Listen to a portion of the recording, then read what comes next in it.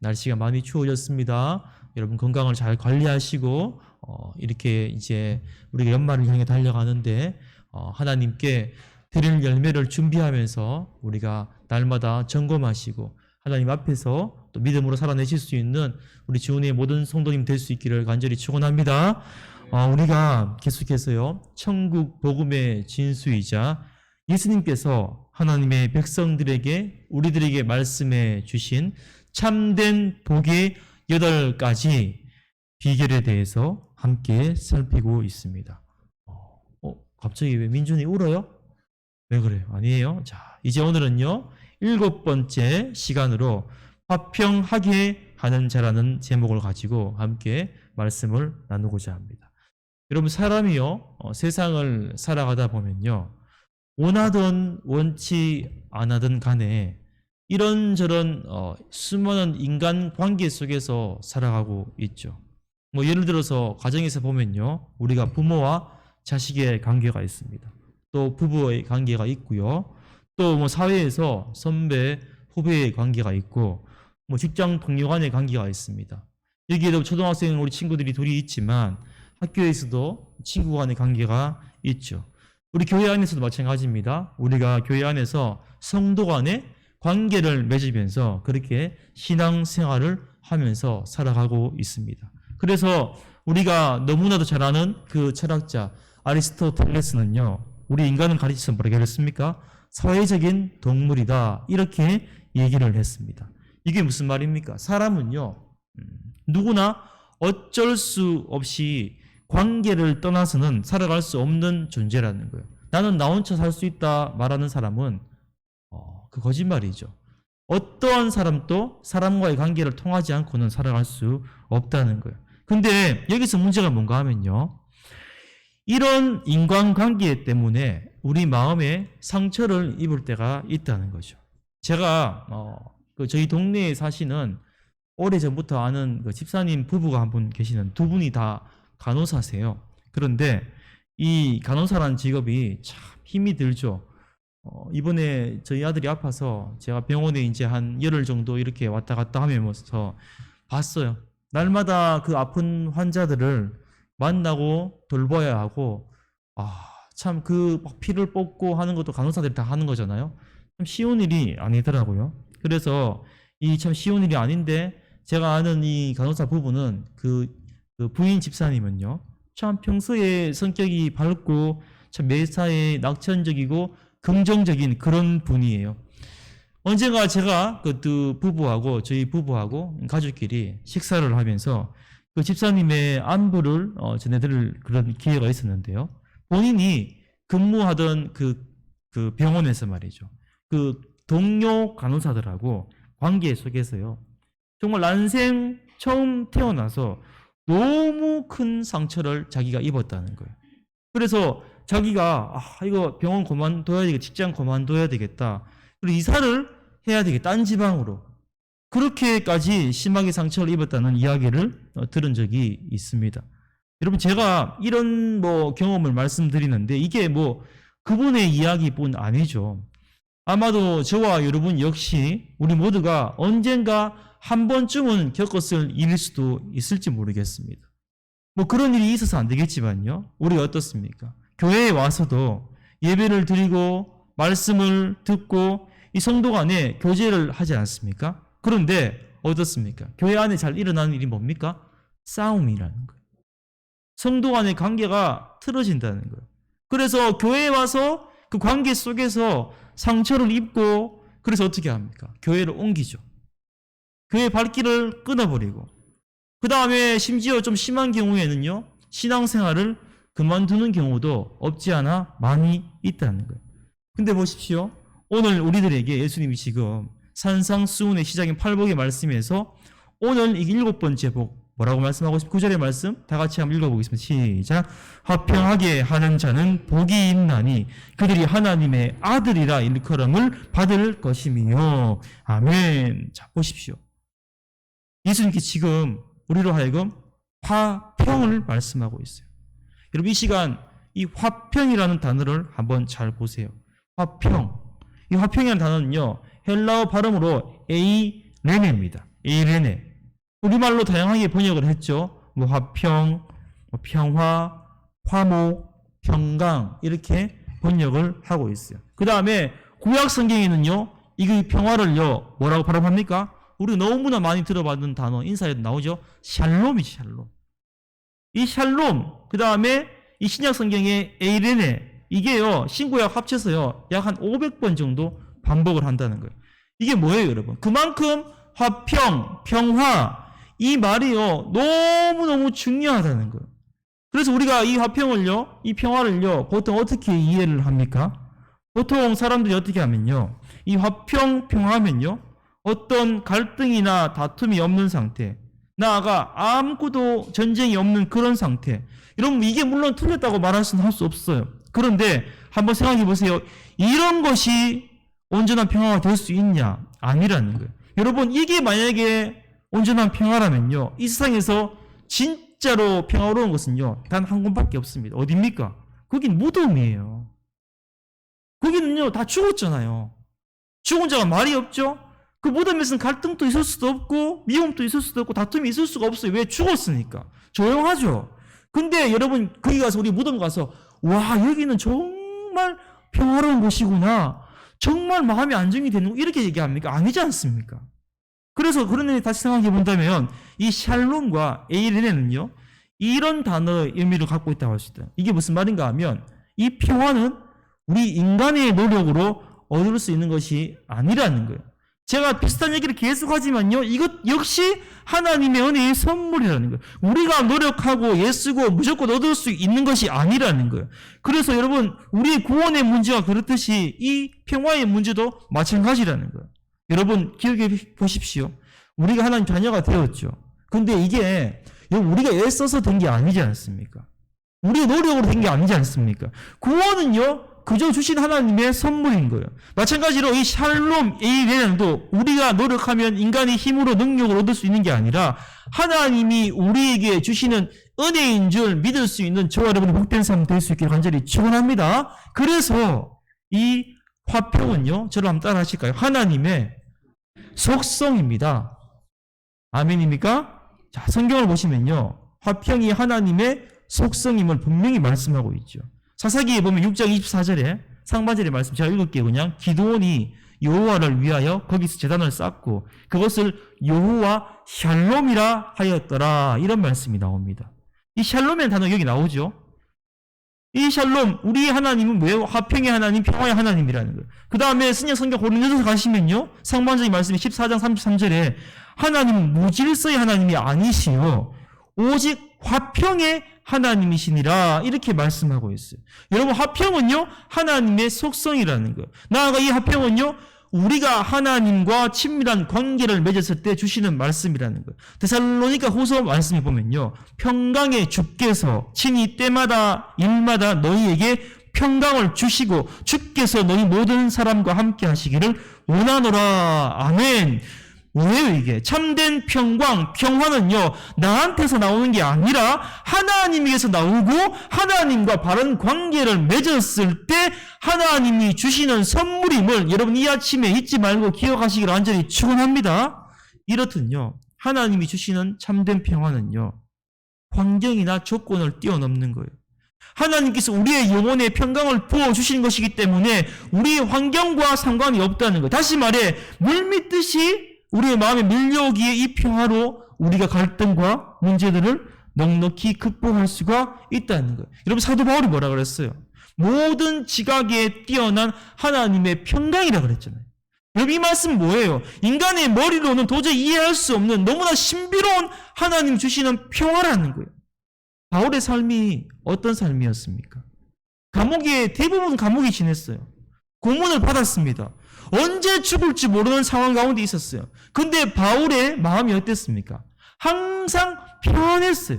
날마다 순간마다 평강을 맛보며 살았습니다. 여러분 이게 바울의 힘으로 됐을까요? 아니지 않습니까? 우리 주님이 주시는 이런 평강이, 이런 평화가 저와 여러분 가운데도 있을 수 있기를 다시 한번 주의 이름으로 간절히 축원합니다. 그래서 오늘 본문 9절 말씀을 다시 한번 보시면요, 화평하게 하는 자는 복이 있나니 하고 있죠. 여기서 아주 중요한 문장이 뭡니까? 바로 오늘 설교 제목이죠. 화평하게 하는 자예요. 여러분, 이게 뭐예요? 화평하게 하는 자라는 거예요. 내가 이 순간 화평을 누리는 게 중요하지만 그것으로 그치는 게 아니라 어떻게 해요? 거기서 한 걸음 더 나아가서 화평하게 하는 자, 나의 삶을 통해서 화평하게 되어야 된다는 거예요. 화평하게 하는 자, 헬라어 원문에 에렌의 포이오스예요. 이게 뭐예요, 여러분? 에렌이 제가 화평이라고 그랬죠? 포이오스는 행하는 사람, 만드는 사람. 그러니까 평화를 만드는 사람이라는 뜻이에요. 영어로 뭡니까 이게? 피스메이커잖아요. 피스메이커 많이 들어보셨죠? 불화가 있을 때, 갈등이 있을 때 어떤 사람이 거기 오면요 화평하게 되는 거예요. 평화롭게 되는 거예요. 화목하게 되는 거예요. 그래서 그런 사람을 사람들이 뭐라고 그럽니까? 야, 피스메이커다. 이렇게 부르는 거예요. 여러분, 근데 이 피스메이커 어떻게 될 수 있다고요? 이건 내 힘으로 되는 게 아닙니다. 전적인 하나님의 은혜로만 가능하고 그 은혜로 여러분 그 은혜를 입었을 때 철저한 자기 희생의 마음이 나오게 될 줄 믿습니다. 여러분, 예전에 오래전의 이야기인데요. 6.25 전쟁 때 어떤 목사님이 피난을 내려오셨어요. 그런데 급하게 내려오시는 바람에 이 사모님하고 가족을 놔두고 어떻게 하다 보니까 떨어져가 본인 혼자 오셨어요.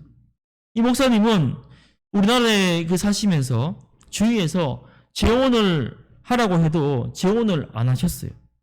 성도들은요, 그런 목사님을 참 성자처럼 존경을 했어요. 그런데 그런 가정에 목사님이 오갈 데 없는 한 여자 어린아이를 맡아 키우게 되셨어요. 목사님이 그 아이를요, 친자식처럼 잘 공부를 시키고 최선을 다해서 뒷바라지 했어요. 그리고 이 아이가 자라가지고 청년이 되었어요. 그리고 이제 결혼할 쯤 돼가지고 이제 서울에 갔다는 거예요. 근데 몇 년 뒤에 말이죠. 어느 날이었습니다. 목사님 집 대문 앞에 갓난 아기 하나가 왔는 거예요. 누가 갖다 놓은지 모르는 거예요. 그러자 어느 날부터 교회 안에서 성도들 사이에서 막 이상한 소문이 돌기 시작하는 거예요. 목사님이 딸같이 키운 그 아이를 건드려가지고 이 아이를 낳은 게 틀림없다. 소문이요, 막 삽시간에 알죠. 교회 안에 막 퍼진 거예요. 목사님이 하루아침에 성자 같은 목사님에서 아주 부도덕한 그런 목사로 낙인이 찍히게 되었습니다. 이내 목사님이 자진해서 교회를 사임하시고 그 아기를 데리고 시골로 떠나셨습니다. 그런데 그렇게 시간이 몇 해가 흘러가지고요, 모든 사건의 진상이 밝혀진 거예요. 이 딸같이 키운 여자 청년이 교회에 와서 이실직고를 하는 거예요. 제가 서울에 가서 어떤 남자를 사귀었는데 임신을 해버렸는데 그래서 상대방이 저를 떠났습니다. 그래도 어쩔 수 없이 아이를 낳았어. 도저히 키울 수가 없었습니다. 너무 무서워가지고 목사님 집 앞에 몰래 갖다 놓았습니다. 이 이야기를 마치고 성도들에게 이 아이 친부는 이 사람의 사진을 보여주었다고 합니다. 그때서야 이 목사님, 성도들이요, 아차 싶었는 거예요. 너무 미안해서 목사님 찾아갔어요. 목사님 목회를 그만두시고 시골에서 농사를 짓고 계셨습니다. 성도들이 목사님께 늦게나마 진정으로 용서를 구했다는 거예요. 그리고 물어봤습니다. 아니 목사님, 왜 그때 바로 진실을 말씀하지 않으셨습니까? 목사님 그때 말씀하시자 왜 안 하셨습니까? 이렇게 목사님께 물었어요. 그래서 목사님이 이렇게 대답을 했다고 합니다. 예, 나 하나가 죽으면 모든 것이 평안할 것이라고 생각했기 때문입니다. 물론 내가 그때 진실을 밝혔으면 나를 믿어주는 교인들이 있었겠죠. 하지만 반대로 그중에 분명히 나를 끝까지 불신하는 그런 사람도 있었을 겁니다. 그러면 결국에 교회가 두 개로 나눠지고 싸우게 되는 거예요. 저는 주의 몸된 교회가 그렇게 싸우고 아픔을 겪는 것을 참아볼 수가 없었습니다. 나 하나가 죽으면 다 해결되는 거 아닙니까? 저는 그래서 이 아이 하나와 지금 목회를 하면서 살고 있습니다 하면서 그 아이를 자기 호적에 올려놓고 그렇게 키우고 계셨다는 거예요. 실제 이야기입니다, 여러분. 여러분, 참된 평화를 만들기 위해서는요, 철저한 희생이 없어서는요, 불가능한 거예요. 여러분, 이것을 기억하시고 우리가 하나님의 은혜를 기억하실 수 있는 우리 지원의 모든 성도님 될 수 있기를 주의 이름 간절히 축원합니다. 이제 마지막으로 이 화평케 하는 자가 받는 축복을 함께 살펴보고자 합니다. 오늘 본문에서 우리 예수님은요, 지옥 같은 팔복의 말씀을 하시고 있죠. 하나님 백성의 그런 특징들을 하나하나 말씀하시고 있습니다. 그런데 우리 주님은요, 그것을 열거하는 것으로 그치지 않는다는 거예요. 그 하나하나에 대해서 너무나도 귀한 축복을 말씀해 주고 있습니다. 오늘 본문 9절 하반절의 말씀을요, 다시 한번 읽어보도록 하겠습니다. 그들이부터 시작하겠습니다. 그들이 하나님의 아들이라 일컬음을 받을 것이며. 아멘. 하나님의 아들이라 일컬음을 받는다 했어요.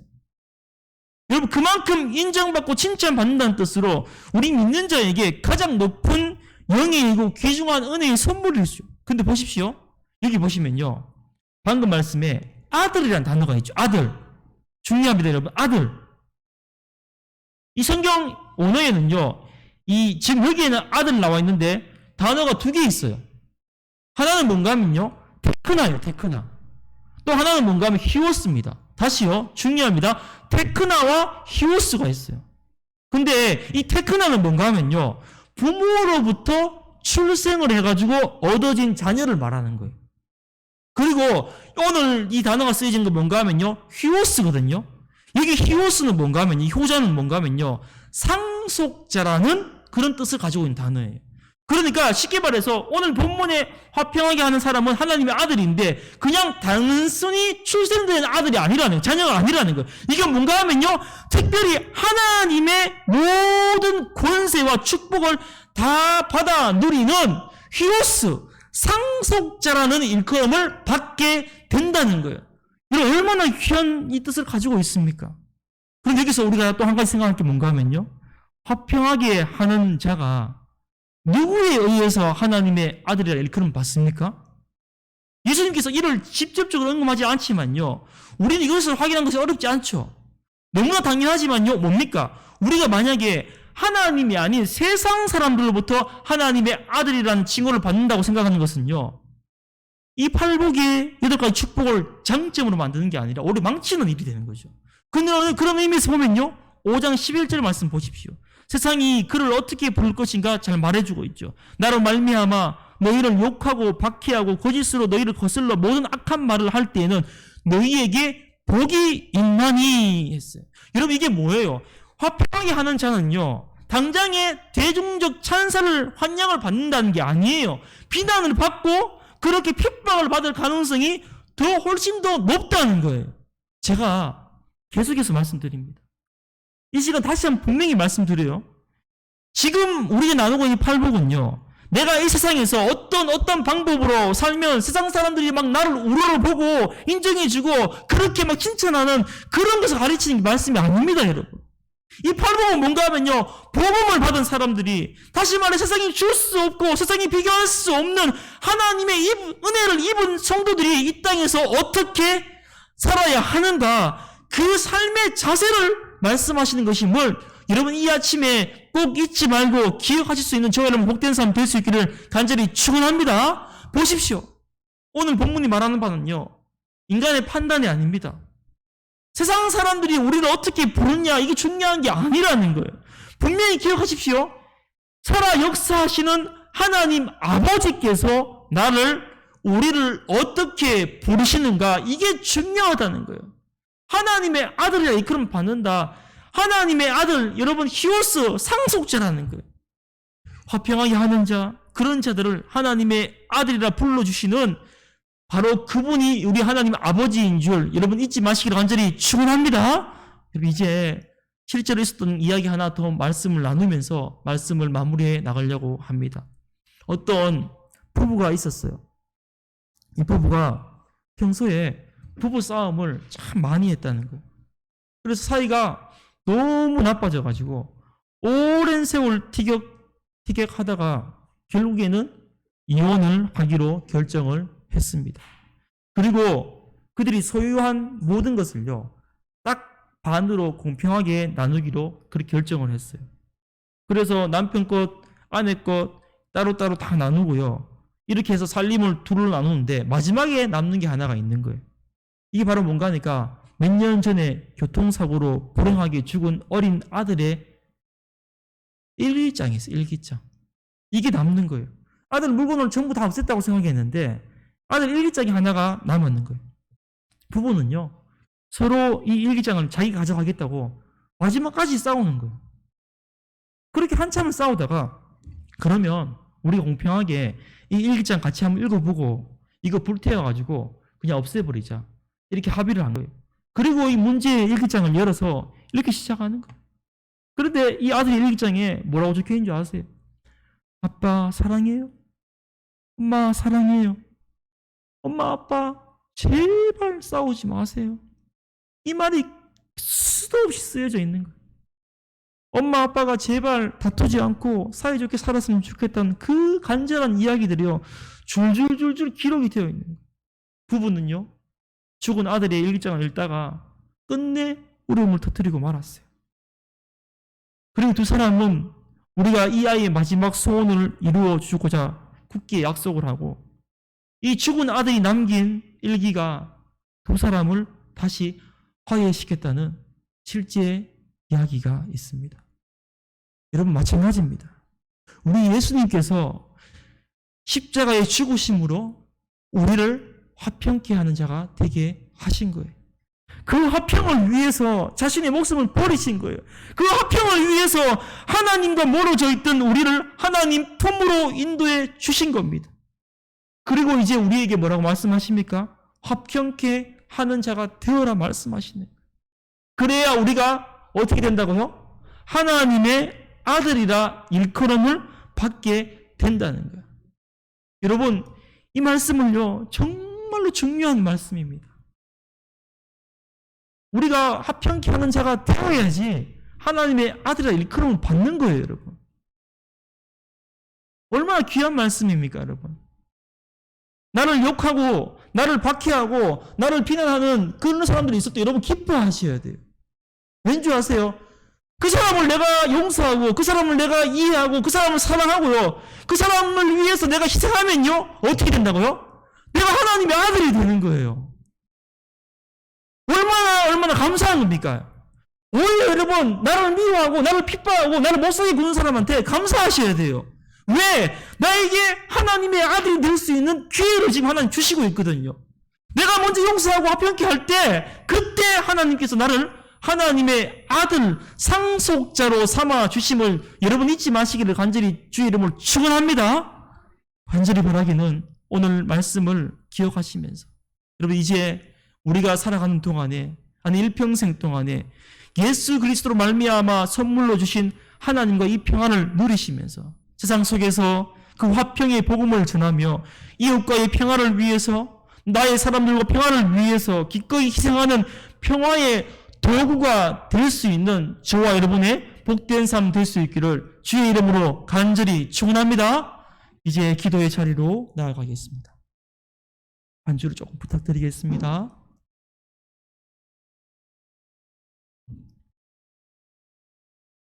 여러분, 이 세상은 지금도 여전히 수많은 갈등과 아픔과 상처로 가득 차 있죠. 전부 다 싸우고 그렇게 돈을 내고 미워하고 그런 세상에 살고 있습니다.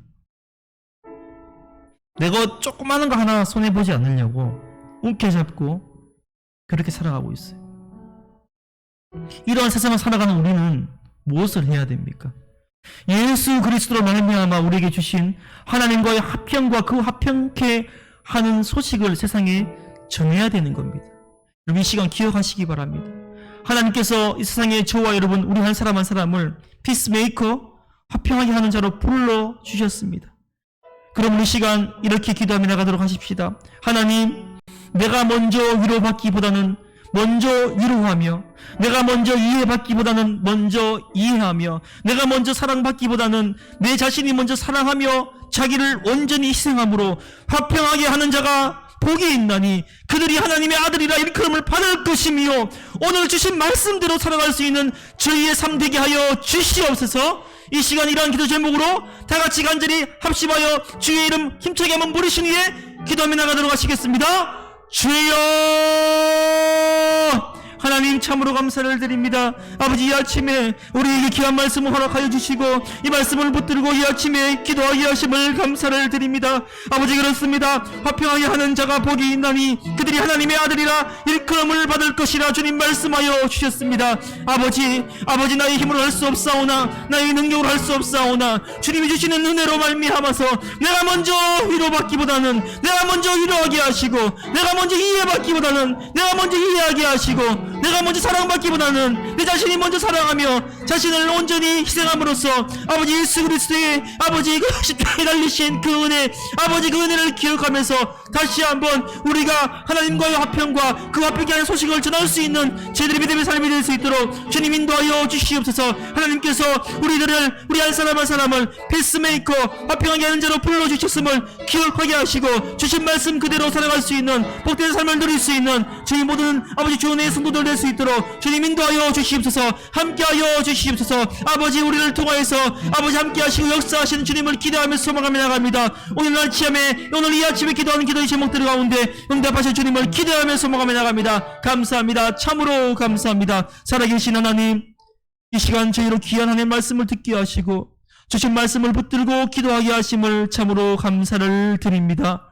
바라기는 이제 오늘 주신 말씀 우리의 마음판에 잘 새기게 하시고 그 무엇보다 우리의 삶이 화평케 하는 자의 모습으로 오직 하나님이 기뻐하시는 뜻대로 주 앞에 영광 돌리는 삶을 살아갈 수 있도록 주님 우리의 마음을 주장하시고 함께하여 주시옵소서. 감사드리며 예수님 이름으로 간절히 기도드립니다. 아멘.